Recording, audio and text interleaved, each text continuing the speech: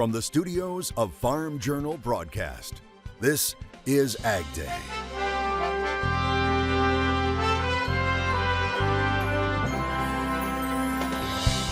Living sustainably every day. We'll introduce you to the unique business model here at Jorgensen Land and Cattle, which revolves around conservation. We continue our Sustainable Ranchers Tour from South Dakota. What could the winter hold weather-wise? We have the latest winter weather outlook as work continues to try and find a solution to avian flu in dairy cattle. We have a number of companies that have been working on vaccine. The latest as the research moves into the testing phase right now on AgDay. AgDay is brought to you by Pioneer. Ben's bins, please hold. Yeah, Ben's has been busy all day. Seems like no one can keep up with this new Z series. What did you all put in these seeds? Science. Good morning, I'm Clinton Griffiths. As we near 200 herds now impacted by avian flu, USDA says work is moving forward on a vaccine. The agency announcing plans to conduct field trials for a vaccine aimed at preventing H5N1 from infecting dairy cows. While 4 vaccines are licensed for avian influenza, none are approved for the current strain. And while a number of companies are working on a vaccine, the Ag Secretary says one company has presented sufficient information to allow him to authorize first field trials, Which hopefully we'll be able to develop in the near term with the information that we'll get from this field trial. That will allow us to determine whether we can go to the next level, next set of steps necessary to ensure safe and effective use of the vaccine. The vaccine work is being overseen by USDA's Center for Veterinary Biologics. The Secretary's announcement comes after several ag industries, including dairy groups like the National Milk Producers Federation, sent a letter to the Secretary supporting the development of a safe and effective vaccine, one that can be used for dairy cows, turkeys, and egg-laying hens. At last report, there were 193 cases in dairy herds in 13 states. The latest reported on August 28th in New Mexico. Now that we've flipped the calendar to September, have we seen the last of the summer heat for a while? Meteorologist Jack Van Meter joins us with a look ahead. Well, today is actually going to be the tale of 2 countries here. As we can see, the country is pretty much split between above normal temperatures and below normal temperatures because we're seeing the battle of a trough versus the ridge in the country. We can see for most of the eastern part of the country actually seeing well below normal temperatures for this time of year. That obviously with the exception of Florida always being the warm exception. And we can see well off to the east, or excuse me, the west, so we can see really warm temperatures, especially up in Montana, which unfortunately is not going to be helping out with their drought situation that they're having over there, where actually much of the state is dealing with those below average amounts of precipitation, and also an increased amount of dryness as well for that part of the country. But big changes are coming in terms of precipitation. And quite the find in one farm in southwest Illinois. Hoot sends us this picture on X or Twitter saying it wouldn't fit in the bucket. Yeah, that's a pretty big turtle there. Should be fun to try and get that on the move. When we come back, I'll have a look ahead at your winter forecast. USDA is tightening guidelines on meat labels when it comes to how animals are raised and environmental claims. The Food Safety and Inspection Service targeting claims on meat and poultry labels such as raised without antibiotics, grass-fed, and climate-friendly. The new guidelines encourage meat and poultry businesses to provide more documentation, including third-party certification or USDA audit-based programs to back up their claims. FSIS also highlighted the need for relevant environmental information and warned of enforcement action against false or misleading antibiotic claims. It follows a study that found 20% of cattle labeled raised without antibiotics had detectable antibiotic residues. Happening right now, a major deli meat recall remains in effect due to listeria contamination that has made dozens sick and in some cases turned deadly. John Lawrence has the latest on the investigation.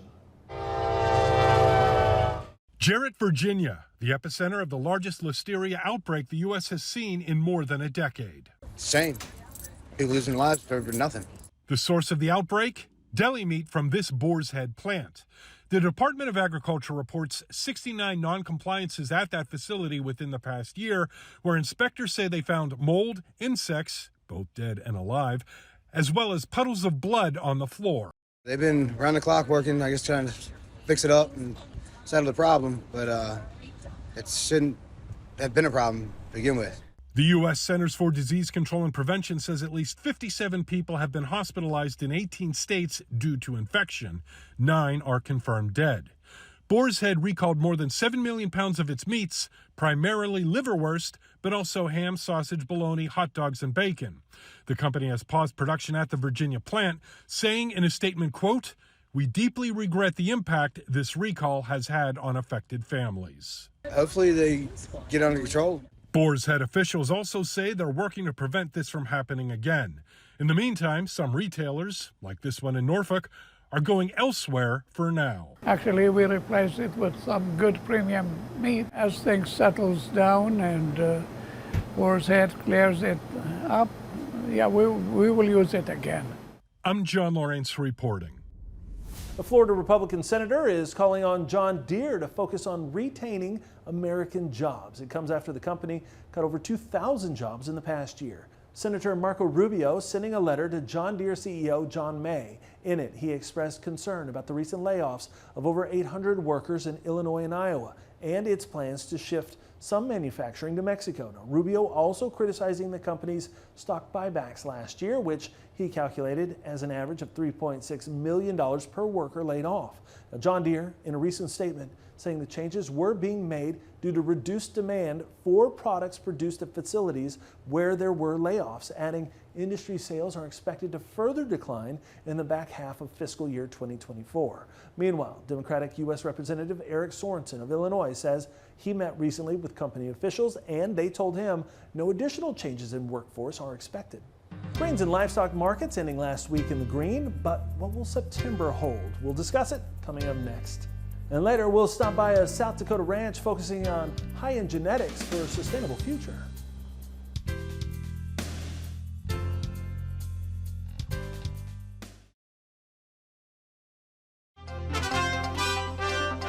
Tyson Foods has announced a new chief financial officer for the company.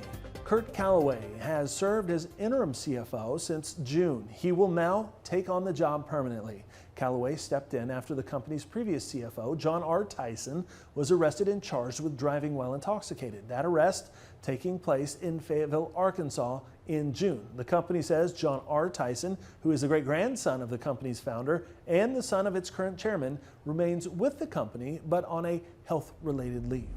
Grains and livestock both ending Friday in the green. Michelle Rook looks ahead to a new trading week and month in markets now. Grains all ending to the plus side last Friday before the holiday. Brian Doherty with Total Farm Marketing is back with us. Brian, I think the question everybody has now after higher weekly closes last week, are the grains actually seeing a trend change, or was that just some end of the month fund short covering? I think you can call it whatever you want, probably a combination of all three. So the funds have been very short, and I think fund money often when it's in a marketplace, if things start to level out, they like anybody else will analyze this and say, is it worth the risk to stay short the market? And so we think some of that short covering occurred too. Also the idea that maybe the crops have gotten about as big as they're going to get. If you're in the southern half of the United States, you haven't gotten a lot of rain lately, and that might be pulling down some yield potential, particularly in soybeans. I think the chart formation started to look a little friendly. That creates short covering. You got a long weekend on Friday when the markets are trading, that the trade has to decide whether it wants to stay short into the weekend. But I think it all kind of reverts back to a bigger drop in the U.S. dollar over the last several weeks. Export numbers were good last week, and there's just a lack of strong selling interest other than this extra corn that farmers need to get rid of from the 23 crop. Yeah, so we've got most of the bearish yield news kind of already worked into prices, is what you're saying. The market is sure acting like that. So when you look at momentum and then you look at other things like oversold and stochastics and crossover points, a lot of moving parts anytime you're in a marketplace, but that downward momentum, that unrelentless beating that the markets took 6, 7, 8 weeks ago, that's really just consolidated pretty well here. Yeah. So supply, demand, all those factors that you mentioned. So what do we need to keep that momentum going this week? Right. So we had really nice weekly charts last week and good closes on Friday. What you need is to see some continuation of that. I wouldn't have to see it, this week right away, but like to see the market hold or finish firmer another week. And that would start really sending the signal that, look, the end user needs to step up to start picking this up. All right, thanks so much, Brian Doherty with Total Farm Marketing. We'll have more AgDay coming up. Watch Markets Now with Michelle Rook on the Farm Journal YouTube channel, keeping you updated throughout the day on the markets at the open, midday, and close. Find out what moved the markets today and what to expect the market to do next.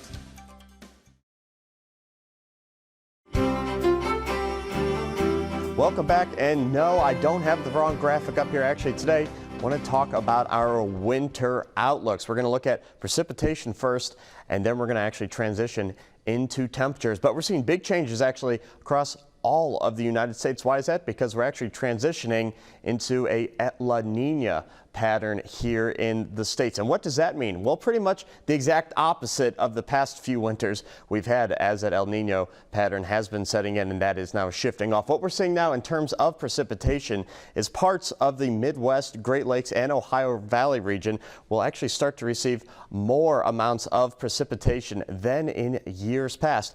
They're going to be above chances for precipitation. Also, the Pacific Northwest as well, bring in a lot of moisture from the Pacific Ocean. What happens this time of year is the Pacific Ocean actually cools down a lot, so it's actually colder, forcing the jet stream well up, so it's actually going to be colder for much of the country as well. But this is great for the fisheries out in the Pacific Ocean, because cooler temperatures means more nutrients in the ocean, means also a lot more fish. So that's good news for a lot of our fishermen on the West Coast. And also we're looking at below chances of precipitation for much of the South, spanning from Texas all the way to Florida. They will be rather dry for this upcoming winter. Something, again, keeping a very close eye on here at AgDay. Now for our winter temperatures, as we can see, they kind of closely mirror the precipitation outlook, i.e. we're going to be dry and also very warm for the southern part of the country. Again, from Texas spanning all the way to Florida, but as we can see, going well up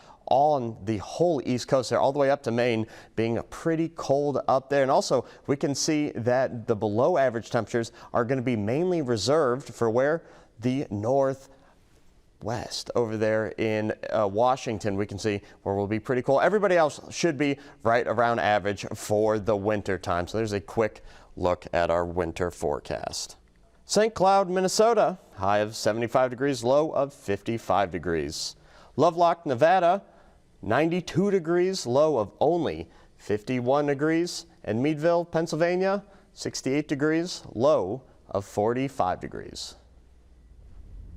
Some good news for the egg industry. A new report says eating eggs could help reduce your risk of developing Alzheimer's. Researchers studying more than 1,000 older adults without signs of dementia, they say eating more than one egg per week was associated with a 47% reduction of risk of developing Alzheimer's dementia. The researchers believe the essential nutrient choline was the main driver in lowering the risk. The study was funded by the National Institute on Aging. Used equipment prices are starting to soften. We'll look at the impact on demand coming up next. And later, we're off to South Dakota to see how this bull business is building a sustainable future, one calf at a time in the country.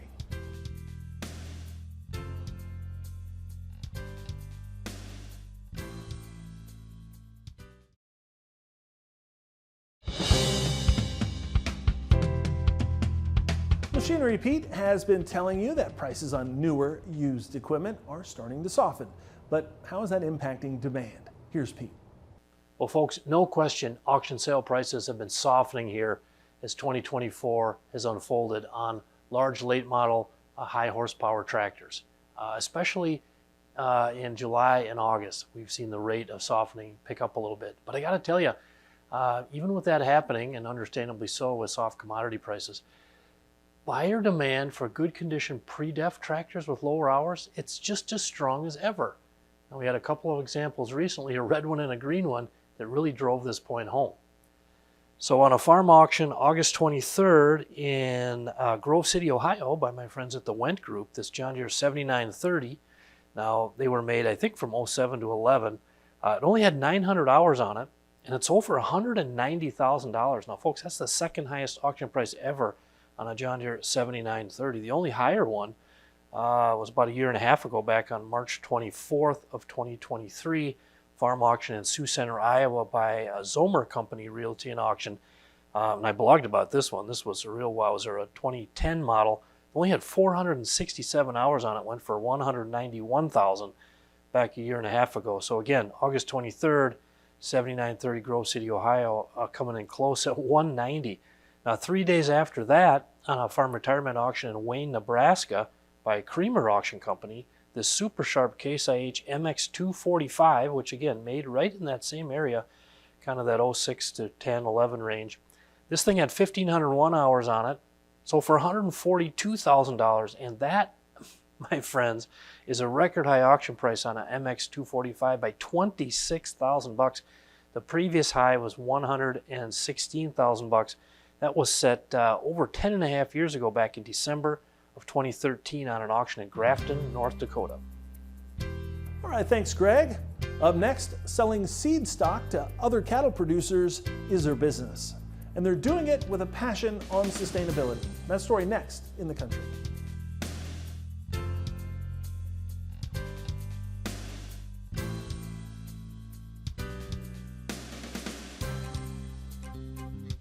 Machinery Pete on Ag Day is brought to you by Firestone Ag. Firestone Ag now offers Bridgestone tractor tires, the ultimate lineup of tires engineered to deliver enhanced wear life, durability, and ride comfort on the road. To learn more, talk to your local certified Firestone Ag dealer.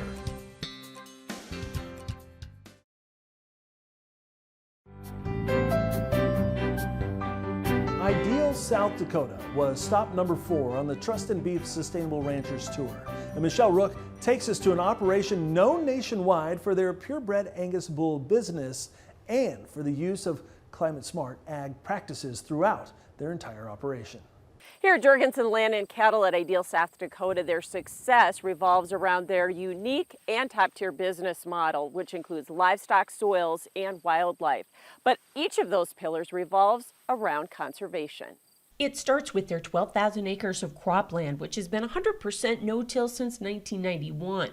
Chief Agronomy Officer Brian Jorgensen says the initial goal was time and labor savings. Then we started seeing structural and physical changes happen in that soil system, including increasing organic matter by 1 to 2%, which aids in soil infiltration. And when you got those big 2-3 inch rains, the water wasn't running off and causing gully washes. It was actually soaking in and being stored by the profile for the use of the crops later down the road. Another key to soil health was diversifying their rotations to mimic Mother Nature. So we have about a 5 to 6 year rotation that will do like 2 years of a cereal grain, 2 years of a row crop, and then maybe a soybean or an alfalfa, and then back to a spring grain. Plus, they follow any crop they can with a diverse cover crop mix. The cover crop is important in that it stretches the amount of time that we have a living root in that system. He firmly believes, though, the secret to making cover crops work is having livestock. They're going to cycle the nutrients out there.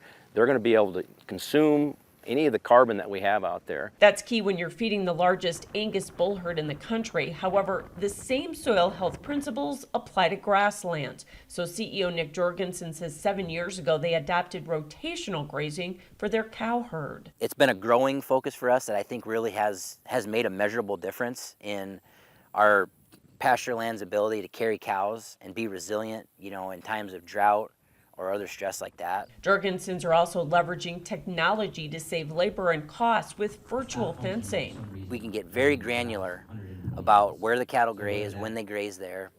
And at the same time, we know where they are all the time, and we don't have to put infrastructure out there. Plus, they compost all their manure from the feed yard. So we've got a more spreadable, better product to spread out on our soil. The third pillar of their business is wildlife. Where we're standing right now is the Lazy J Grand Lodge, which we've had since 2012. It's basically a hunting lodge. We do guided pheasant hunts and weddings and things like that, and we're actually in the middle of developing a golf course here. And their conservation practices help them provide habitat for the pheasants, but they also utilize cover crops. It creates really good habitat for them in the fall that provides a food source and a cover source that they wouldn't have otherwise. This agritainment business has helped them diversify and spread their risk, but at the core is still their desire to preserve these resources for the future. Conservation is baked into just about everything we do here at Jorgensen Land and Cattle. All right, thanks, Michelle, and that's all the time we have this morning. We're sure glad you tuned in. From all of us here at AgDay, I'm Clint Griffiths. Have a great day.